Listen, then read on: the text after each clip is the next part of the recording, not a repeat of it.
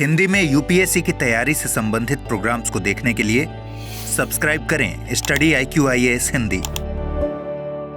B.R. Gavai जब से भारत के मुख्य न्यायाधीश बने हैं, उनकी जो स्पीचेस रहती हैं हमेशा चर्चा में रहती हैं। ढेर सारे वर्डिक्ट के कारण भी चर्चा में है, लेकिन स्पीचेस के कारण और चर्चा में रहते हैं। अभी रिसेंटली वो स्पीच दे रहे थे एक जगह पर, और उन्होंने एक बहुत इंपॉर्टेंट इशू की तरफ सबका ध्यान रेज किया, सबका कंसर्न रेज किया कि जिस तरीके से हम आधुनिकता के दौर में भाग रहे हैं, डिजिटल वर्ल्ड बना रहे हैं, नई नई तकनीक का विकास कर रहे हैं, ये तकनीक के जितने फ़ायदे हैं उसके नुकसान भी है। लेकिन एक तबका ऐसा है जिसको ये ज़्यादा नुकसान पहुंचा रहा है। हम उनको गर्ल्स या फीमेल के नाम से जान रहे हैं। एक तरफ तो हम लोग जेंडर इक्वलिटी की बात करते हैं, लेकिन तकनीक, AI, इन सब के यूज़ से सबसे ज़्यादा जो शोषण हो रहा है वो महिलाओं का हो रहा है। डीप फेक और AI से ऐसे फ़ोटोज़ और वीडियोज़ बनाए जाते हैं, महिलाओं को ब्लैकमेल किया जाता है और फिर उनको परेशान किया जाता है। तो ये शोषण है। शोषण सिर्फ शारीरिक नहीं, अब मानसिक लेवल तक और पहुंच गया है। हालांकि ऐसा नहीं है कि पहली बार शोषण हो रहा है। हमारा समाज महिलाओं को हमेशा एक अलग ही दृष्टि से देखता रहा है। वो महिलाएं जो सृष्टि की सृजन करता है, सब कुछ उन्हीं के आसपास चलता है। उनके साथ हम गलत कैसे कर देते हैं मुझे समझ में नहीं आता है। तो CGI गवई ने जो बोला है उसको समझने की कोशिश करते हैं। CGI गवई ने बोला है कि डिजिटल युग में लड़कियां सबसे ज़्यादा असुरक्षित, टेक्नोलॉजी शोषण का जरिया बनी है। इसके खिलाफ पुलिस को स्पेशल ट्रेनिंग की आवश्यकता है, बहुत ज़रूरी है। देखिए, आज के समय पर जब AI आ गया है, AI, और हम बात करते हैं डीप फेक की, इसके द्वारा क्या हो रहा है ना कि आप किसी भी तरीके का फोटो क्रिएट कर सकते हैं, किसी भी तरीके की वीडियो बना सकते हैं, किसी भी वीडियो को डब कर सकते हैं, कुछ भी पोस्ट कर सकते हैं, कुछ भी कर सकते हैं। मतलब एक एक्सट्रीम पावर दे दी है आपके पास कुछ भी करने के लिए। इसमें क्या होता है, गर्ल्स को परेशान करने के लिए उनके फ़ोटो एडिट करके ब्लैकमेल करते हैं, वीडियो एडिट करके ब्लैकमेल करते हैं, उनकी वॉइस एडिट करके ब्लैकमेल करते हैं। तो पहले तो मानसिक शोषण, और मानसिक शोषण के साथ में फाइनेंशियल, और उसी के साथ में फिर फिजिकल शोषण भी देखने को मिलता है। तो जो डिजिटल क्रांति लेकर आए थे हमको एम्पावर करने के लिए, हमको मजबूत बनाने के लिए, लेकिन हमने उसका वो वाला हिस्सा ज़्यादा देखा जिसका नेगेटिव एस्पेक्ट है। आप तकनीक बनाओ, बिल्कुल बनाओ। यहाँ पर तकनीक के सामने भी एक सवाल खड़ा होता है कि जब कोई तकनीक बनाई जाती है तो क्या हम उन आयामों पर चर्चा करते हैं, या उन आयामों को देखते हैं कि इसका मिसयूज किस तरीके से हो सकता है, और अगर इसका मिसयूज हो रहा है तो उसके रोकने के उपाय क्या होने चाहिए। आपको क्या लगता है कि कुछ भी तकनीक बनाने से पहले इस मुद्दे पर विचार करना चाहिए या नहीं करना चाहिए? हालांकि अभी एक तबका ऐसा भी रहेगा, सर इंटरनेट के आने के बाद तो महिलाएं और इंडिपेंडेंट हो गई हैं, बिल्कुल इंडिपेंडेंट हो गई हैं, बट वो 10% हैं। 90% अभी भी विक्टिम बनी हुई है। अभी भी उनके साथ गलती होता है, अभी भी उन पर अत्याचार ही होता है। उनके सोशल मीडिया अकाउंट वो इंडिपेंडेंटली ऑपरेट नहीं कर सकती हैं, पार्टनर या घर वाले उन पर नज़र रखते हैं। ढेर सारे इशूज़ हैं महिला सुरक्षा के खिलाफ। आप इस टॉपिक को जर्नल स्टडीज़ में यूज़ कर सकते हैं, women security, digital India, digital world और महिलाओं पर हो रहे अत्याचार से संबंधित मुद्दों पर। चलिए समझने की कोशिश करते हैं, और ढेर सारी बातें क्या कहना चाह रहे हैं। देखो, लड़की की सुरक्षा का मतलब सिर्फ उसके शरीर की रक्षा करना नहीं है, बल्कि उसकी आत्मा को भी आज़ाद करना है। हमने शारीरिक तौर पर तो जैसे घर वाले महिलाओं को शारीरिक तौर पर सुरक्षा दे देते, लेकिन उनकी आत्मा बंधी रहती है।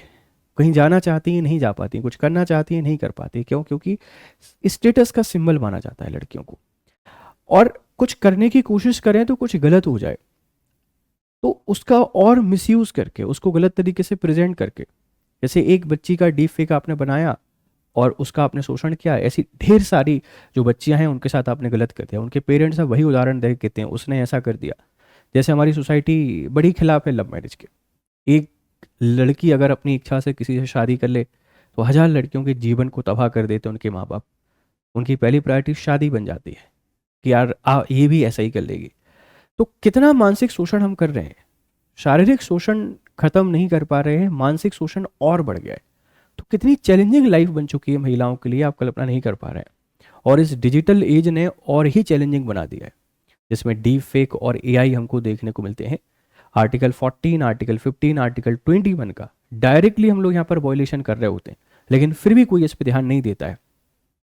क्योंकि हमारे लिए जो महिलाएं हैं, जो फीमेल्स हैं, हमने उतना बड़ा उनको मुद्दा माना ही नहीं है कि उनके इंटरेस्ट पे बात की जाए, उनके लिए बात की जाए, उनको वो अधिकार मिलने चाहिए, ज़रूरी है। अभी यहाँ एक वर्ग बोलेगा अरे अधिकार देके तो देखे उन्होंने तो मतलब सोशल मीडिया पे कुछ इस तरीके से चीज़ें पोस्ट करना शुरू कर दिया जो नहीं करनी चाहिए थी। सबकी अपनी अपनी सोच है। आर्टिकल 21 सबको अपने तरीके से रहने का अधिकार देता है, सब रह सकते हैं। हाँ, लेकिन मर्यादा में रहकर अगर चीज़ें की जाए तो ठीक है, बट मर्यादा की सीमा बनाने वाले हम कौन होते हैं? सबकी अपनी अपनी सोच है, उस तरीके से वो रह सकते हैं। तो ये बहुत डिबेटेबल टॉपिक है, बट मुझे ऐसा लगता है कि हम किसी को फ्रीडम देने वाले कौन है?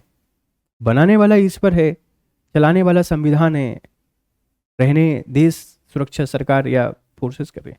हम किसी को किस तरीके से ये कह सकते हैं कि आप ये करो या नहीं करो? तो ये हम लोगों की नैतिक रिस्पॉन्सिबिलिटी बनती है कि हम किसी को परेशान ना करें, किसी भी कारण से किसी का शोषण ना करें, चाहे वो शारीरिक हो या मानसिक हो, सबको लिबर्टी के साथ जीवन जीने दें। और आर्टिकल 14, आर्टिकल 15, आर्टिकल 21 को हम पूरे तरीके से प्रोवाइड करें महिलाओं को, स्पेशली महिलाओं को। तो ये शारीरिक सुरक्षा से आत्मा की आज़ादी की बात कर रहे हैं बी आर गवई। सीजीआई ने कहा है कि डिजिटल युग में खतरे अब भौतिक दायरे तक से निकलकर वर्चुअल दुनिया तक पहुंच चुके हैं। ऑनलाइन उत्पीड़न बहुत होता है। कोई लड़की किसी से बात कर ले, उसको अपना अच्छा फ्रेंड समझकर थोड़ी उसकी लिबर्टी दे दे, तो फिर वो उसको मिसयूज करने लगते हैं, जो कि बहुत गलत है। Cyber bullying, deep fake, ravage porn जैसी घटनाएं तेजी से बढ़ रही हैं। इंटरनेट और सोशल मीडिया के दुरुपयोग ने महिलाओं को नए प्रकार की डिजिटल असुरक्षा में डाल दिया है। कुछ भी पोस्ट करने से पहले सोचना पड़ता है, किसी से बात करने से पहले सोचना पड़ता है। एक डिफरेंट टाइप का डिलेमा बना दिया है। किसी से हंसकर बात नहीं कर सकती, किसी के साथ घूम नहीं सकती हैं, क्योंकि सोसाइटी गलत तरीके से लेगा, वो सामने वाला भी गलत तरीके से ले सकता है। तो जो सोच है ना कि महिलाएं एक उपभोग की वस्तु है, हमको उससे बाहर निकलना पड़ेगा, समझना पड़ेगा ये भी इंसान है और प्रकृति के बनाए हुए हैं, बस थोड़ा सा अंतर है, कुछ पार्ट्स का डिफरेंस है, बाकी सब एक जैसी हैं, सबकी आत्मा एक जैसी है, सबका ब्लड एक जैसा है, सबकी इच्छाएं एक जैसी हैं। हमको उस बात को समझना पड़ेगा और महिलाओं को एक्सेप्ट करना पड़ेगा, राइट। साइबर सुरक्षा कानूनों और डिजिटल साक्षरता की कमी स्थिति को और गंभीर बनाती है। जो साइबर सुरक्षा के चैलेंजेस हैं, डिजिटल अवेयरनेस नहीं है, वो और इसको मुश्किल बना रहे हैं, ऐसा कहना है जस्टिस बी आर गवई का। हमें इन पर काम करना पड़ेगा। अगर हम लोग बात करें कानून की, तो भारत में महिलाओं को संवैधानिक गारंटी के तहत समान अधिकार प्राप्त है। आर्टिकल 14 कानून के समक्ष समता की बात करता है। आर्टिकल 15 लिंग जो है, इस लिंग के आधार पर भेदभाव को प्रोहिबिट करता है। और आर्टिकल 21 में जीवन और व्यक्तिगत स्वतंत्रता का अधिकार है। कोई जैसे रहना चाहे वैसे रह सकता है, जिसे शादी करना चाहे कर सकते हैं, लेकिन सारे अधिकार मिलने के बाद भी कोई भी अधिकार नहीं है महिलाओं के पास। ध्यान रखना, ढेर सारे अपराध उनके साथ होते हैं। कौन कौन से अपराध देख लीजिए। लैंगिक असमानता, जेंडर इनइक्वलिटी, ये शुरुआत से होती है, बचपन से, ये बचपन से होता है और हम सब इसको देख रहे होते हैं, लेकिन फिर भी कोई आवाज़ नहीं उठाता है। बेटे की शिक्षा को लेकर ज़्यादा चिंतित हैं। बेटियों की शिक्षा तो नहीं इंपॉर्टेंट नहीं है, क्योंकि बेटियों का तो सिर्फ ब्याह ही एक इंपॉर्टेंट चीज़ है और कुछ नहीं है। आई नो कि पेरेंट्स बहुत केयर करते हैं और उनको बहुत अच्छे से रखना चाहते हैं, बट मेरा मानना है सोच बदलो, उनको पढ़ाओ, इंडिपेंडेंट बनाओ, अच्छा करियर दो, उसके बाद उनको आज़ादी दो। जैसे शादी करना चाहें कर सकते हैं, आप कराइए शादी, बात करके कराइए, लेकिन उनकी उनकी रिस्पेक्ट कीजिए, उनके डिसीजन को थोड़ा सा प्रायोरिटी दीजिए, राइट। जेंडर इनइक्वलिटी बहुत बड़ा इशू है। आप इंडिया में देख लीजिए कितनी मिनिस्टर हैं, 50% पॉपुलेशन है, क्या 50% मिनिस्टर हैं? क्या 50% एमएलए हैं? नहीं है। कितनी बड़ी बड़ी कंपनियां हैं, उनके कितने सीईओज हैं जो महिलाएं हैं। रोशनी नाडार एक नाम आता है जो टॉप 10 में है, बाकी और महिलाएं कहाँ हैं? नहीं, नाम ही नहीं आते। तो जेंडर इनइक्वलिटी एक बहुत बड़ा इशू है। घरेलू हिंसा, डोमेस्टिक वायलेंस संरक्षण कानून 2005 में बना दिया हमने, लेकिन हर दिन कितनी महिलाएं घरेलू हिंसा का शिकार हो रही हैं किसी को पता ही नहीं है। कभी पिताजी के नाम पर, कभी पति के नाम पर, कभी बच्चों के नाम पर महिलाओं का सिर्फ और सिर्फ शोषण किया जाता है, मारा कूटा जाता है। बहुत ही दयनीय स्थिति है। हमको जेंडर वाइज से बाहर निकलना पड़ेगा। तो डोमेस्टिक वायलेंस एक्ट 2005 का है, पर बहुत लिमिटेड इसका यूज़ हो पा रहा है, ठीक है, क्योंकि जागरूकता और रिपोर्टिंग की कमी है। यौन उत्पीड़न, सेक्सुअल हरासमेंट बहुत ही वाहियात, मतलब एक बहुत ही गंदी सोच, महिलाओं का सिर्फ और सिर्फ शोषण करने का सोचा जाता है। इसको रोकने के लिए पॉस्को एक्ट भी बनाया, पॉस एक्ट हमने बनाया 2013 में, लेकिन इसकी क्रियान्वयन में भी चुनौतियां हैं। किसी के साथ गलत हो जाता है तो अपना नाम, मतलब शिकायत इसलिए नहीं करते हैं, कंप्लेन इसलिए नहीं करते हैं कि लोग हमको जज करेंगे, हमको कवरेज मिलेगा और फिर वही रिस्पेक्ट और डिग्निटी पर सवाल खड़े होंगे। तो इसका भी बहुत सही तरीके से इम्प्लीमेंट नहीं हो पा रहा है। बाल विवाह, चाइल्ड मैरिज एक बहुत बड़ी दिक्कत है। कानूनी प्रतिबंध होने के बाद भी आज भी ढेर सारी महिलाओं के बाल विवाह हो रहे हैं, बच्चियों के, ना पढ़ पाती हैं, ना सही से विकसित हो पाती हैं, ना सोच सही से डेवलप होता है क्या सही है क्या गलत है, शादी कर दी जाती है, जिम्मेदारियाँ आ जाती हैं, बहुत अर्ली एज में माँ बन जाती हैं और पूरा जीवन ऐसे ही निकल जाता है। ये भी एक चैलेंज है। दहेज प्रथा, डाउरी प्रोहिबिशन एक्ट होने के बाद भी हर दूसरे दिन एक न एक महिला आत्महत्या करती है डाउरी के कारण। क्यों करनी है शादियाँ? अगर इतने कैपेबल नहीं हो आपकी लड़कियों को रख सकें, उनका पालन पोषण कर सकें, नहीं कर सकते उनको फ्रीडम दो, उनको पढ़ाओ, उनको जॉब कराओ। तो ये बहुत सारे इश्यूज हैं जो महिलाओं से रिलेटेड चल रहे हैं। आप मुझे बताइएगा, एक क्वेश्चन का आंसर दीजिए, किस तरीके से डिजिटल क्रांति महिलाओं के लिए एक बहुत खतरनाक संकट बनती जा रही है। आप इसको एनालाइज करिएगा, इस पर टिप्पणी कीजिएगा। अगर ये लेक्चर आपको पसंद आते हैं, आप इनको शेयर करें, आपके वैल्यूएबल फीडबैक हमको जरूर दें। चलिए फिर मिलते हैं आपसे, तब तक आप लोग खुश रहें, मस्त रहें। Have nice time, good day to all. Hindi में यूपीएससी की तैयारी से संबंधित प्रोग्राम्स को देखने के लिए सब्सक्राइब करें स्टडी IQ IAS हिंदी।